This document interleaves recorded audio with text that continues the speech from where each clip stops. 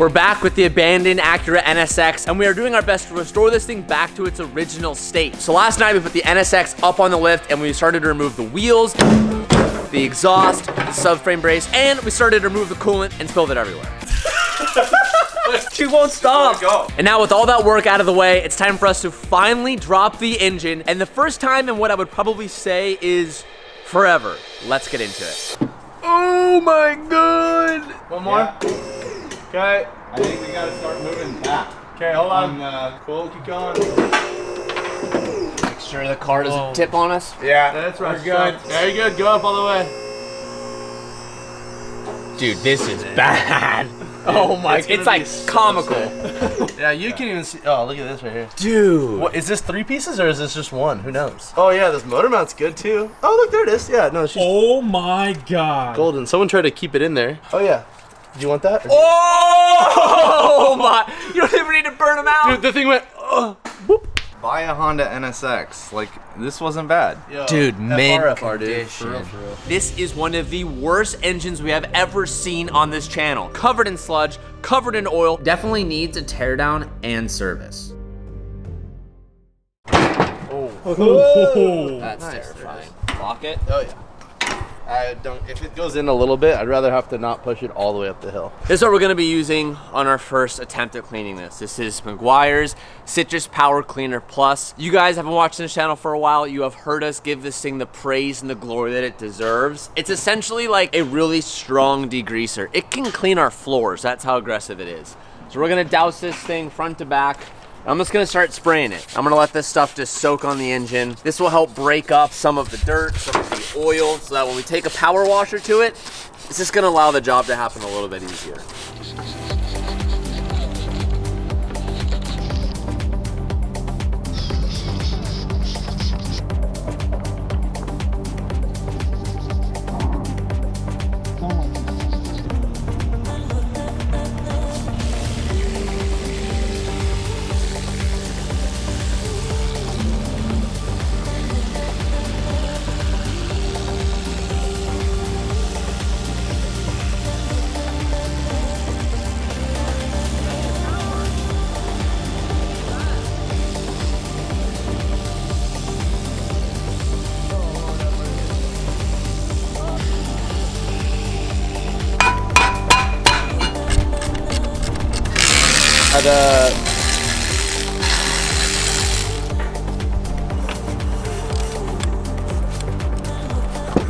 We're gonna sandblast this because getting it vapor honed or sandblasted by someone in an enclosure, we have to disassemble this whole subframe. It's multi-piece, which is cool. We'd have to disassemble it, bring it to them.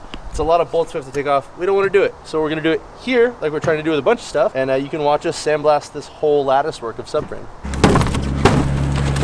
Yeah, we didn't want to return it anyways, you know? They'll take it like this. Thanks, Harbor Freight. So basically what happens is the air flows through the gun like so, and as it goes past this hole, it vacuums media into the stream. Dill on the I'm Dill Nye the Science Guy. guy. The white Dill.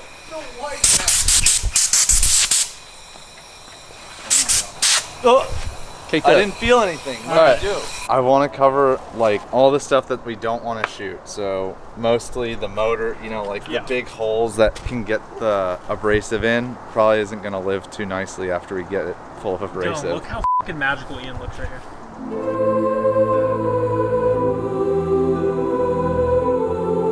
Ian, you look phenomenal right now.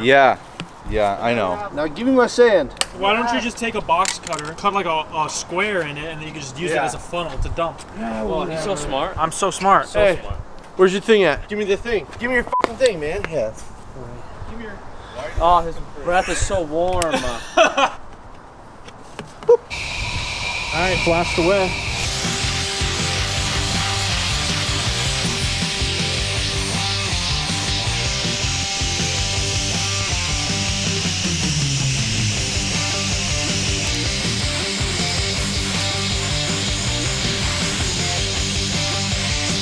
This is truly my favorite thing about this build. Taking something that is garbage, turning it to not garbage. This came out amazing. Media blaster, great investment for the shop. Always gonna be using this for the builds moving forward. And just look how good this turned out.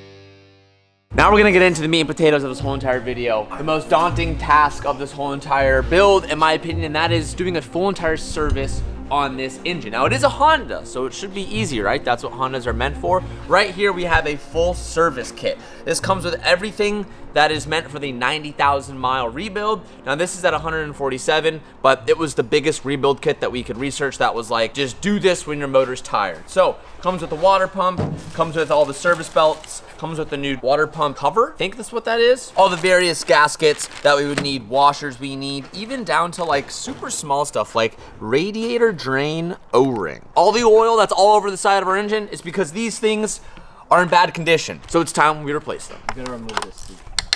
And I'm just putting this bolt back.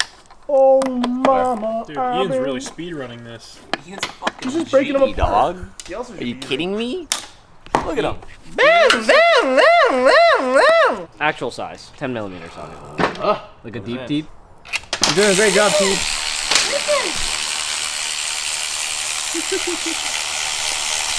If I farted, I'd kill him. People are always commenting in the videos, TJ, why don't you wear gloves? I don't know, I just don't. I win. I did my side first. Did you put that right here? No baffles. Baffled. There's baffles. Ooh. Smells me. Someone didn't do usual oil changes in their proper service What do you interval. mean? I thought this car was kept really well.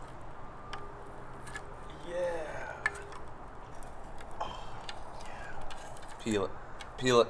Peel it. Yeah. Peel it. Yeah. Oh! That one's gnarlier, bro. Look at it. Somehow. We noticed all this weird stuff when we were starting to clean it, and then we were thinking like maybe it got so hot at one point that a gasket started to break down. You come up front, and man, it just goes all the way up in there.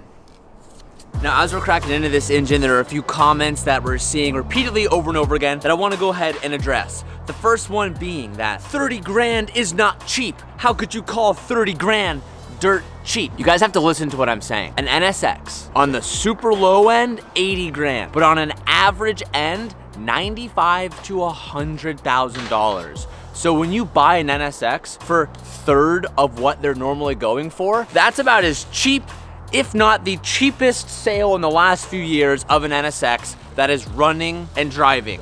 So yes, 30 grand is cheap for that car. If you spend 30 grand on a 240 that doesn't work, then that's not dirt cheap. But if you spend 30 grand on a car that goes for typical 3 to 4 times what it normally is cost, trust me, from someone who has bought many wrecked exotics that you're buying for literally almost half the price and their salvage title, buying a car for a third or fourth the price is pretty dirt cheap. Another comment we're seeing a lot is that you should switch to a full black interior and get rid of the tan.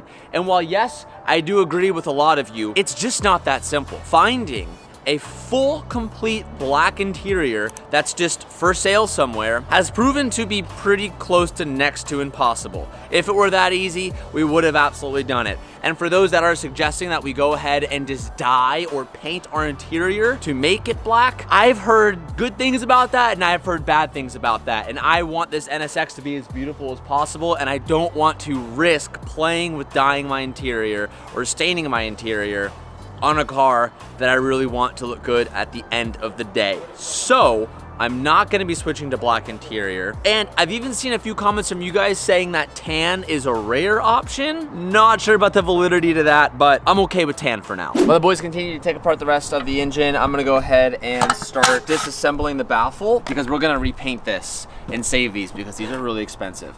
So before we get the media blaster and try to blast all the stuff off, we're gonna disassemble everything. So I'm gonna go ahead and get started.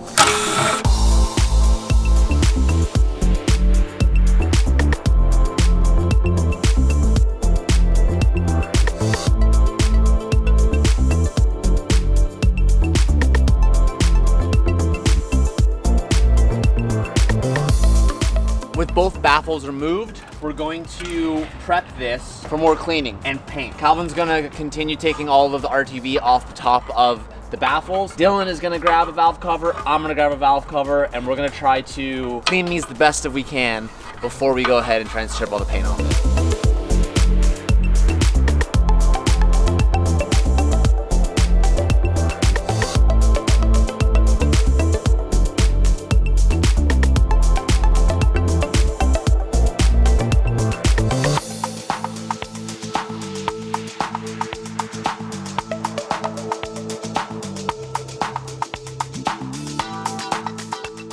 While we've been cleaning and brushing away, Ian has found more great things about this engine. I think the belt's a little stretched out. Why is that bad, Ian? As the motor's spinning, it hits all the springs and it'll be able to just move in time a few degrees, and your cam timing's just junk, not steady. So that's just perpetually happening. Yeah. While you're driving and revving. Belts have a shelf life, they have a lifespan, and when you don't follow the recommended services, you neglect things, and then you have a motor that randomly pops one day and you wonder why. It's because you didn't do the interval services that was once needed. That's why we're here to save this thing. I took, not the dish sponge, that's definitely not from Throttle, that's ours. This is definitely ours. We bought this. And I scrubbed this, I did a little soap, it looks really clean. I got a couple more spots, but this is what it used to look like. Gummy. I think they should... Crazy difference.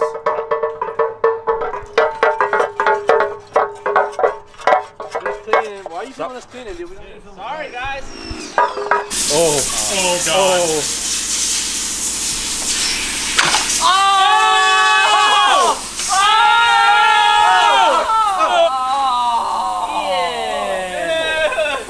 A rust spot from sitting for so long. Like it was sitting like that, and the rust formed inside. But I thought this the car was timing in really cover. good condition. And there's the corrosion from. That's impossible. Dude, this car was driven every day, Ian. That can't be true. That's disgusting. Corrosion. Oh god, that's gross. I think that smells really bad. It looks like what human fat looks like. It does. It It's looks like out of the fat. body. I don't know how that happens. It looks like pee. No. I think that your pee shouldn't be chunky and creamy, Calvin. What? Oh, I need to go to the doctor.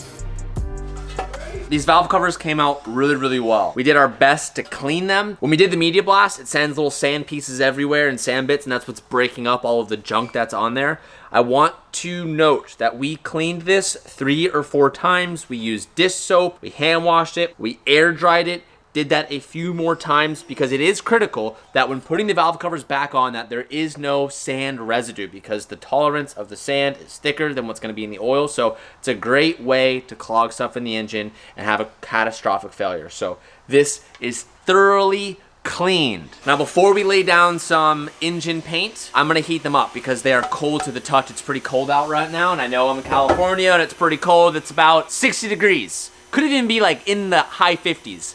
That's cold for us. I'm gonna use this heat gun. I'm gonna warm this up.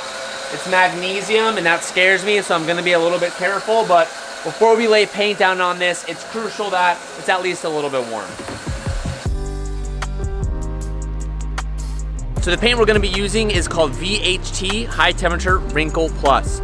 I love this stuff because it lays down very, very heavy. And once I spray it down, I'm also gonna be heating it up. This stuff is thick, so it has a very long dry time in between each coat, which is about 2 hours. And that's at an outside temperature of 60 to like 100 degrees. As I start heating up the paint, you're gonna see the wrinkle effect happen within a visual eye's difference. This is a mental reminder to start doing more DIY Wrinkle Plus spray paint jobs because they just look amazing. These came out great. Now while they dry for the next 30-40 minutes or so, I'm gonna hop into the engine bay with Calv because we're going to clean it because that is something we still haven't done yet.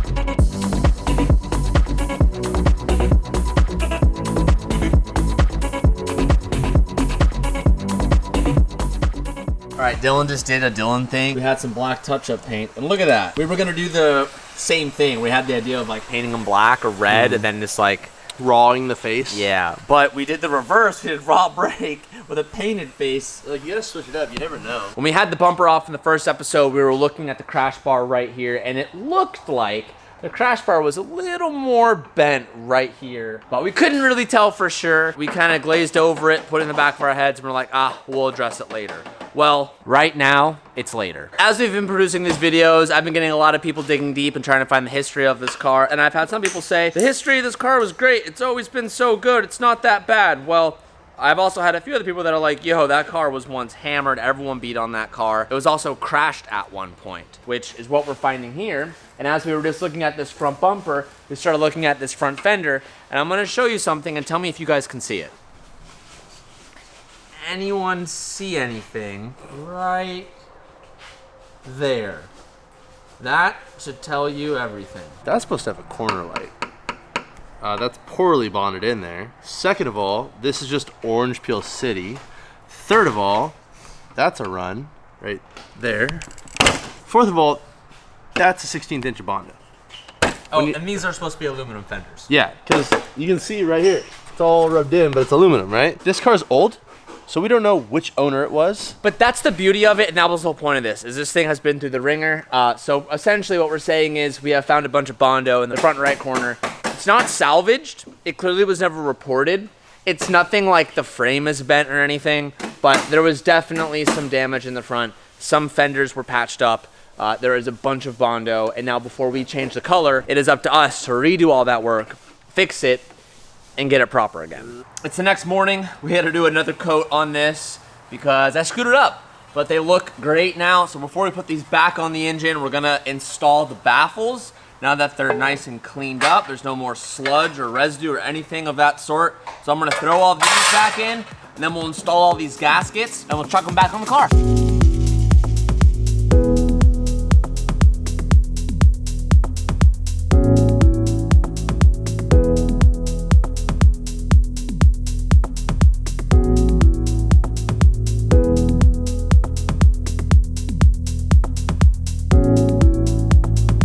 Both valve covers painted, all the gaskets installed, the baffle installed. We're gonna now put them back on the car. We have all brand new little washers for the bolts that hold in the valve covers. This part's gonna be really, really satisfying. And before we close this engine up, I do wanna show that we have the new belts in. Ian checked the lash. Yep.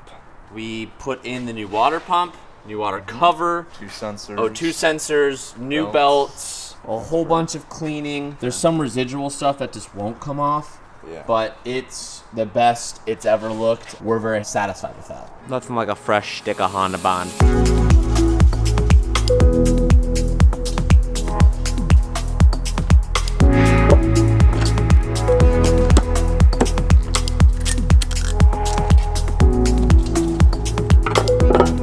Valve covers on, starting to put back all the hardware and fit the harnesses back together. And the next step for this NSX is to get the engine to go back in the car because we also have the new motor mounts on it. And until then, I will see you guys in the next episode where the engine goes back in and there are still tons and tons to do. Thank you guys so much for watching. If you haven't already, be sure to subscribe so you can see the next episode when it comes out and turn on the post notifications so you get notified the moment it goes live. If you like the video, give it a thumbs up. Leave a comment down below, and we'll see you boys in the next one. Peace out, and keep moving forward.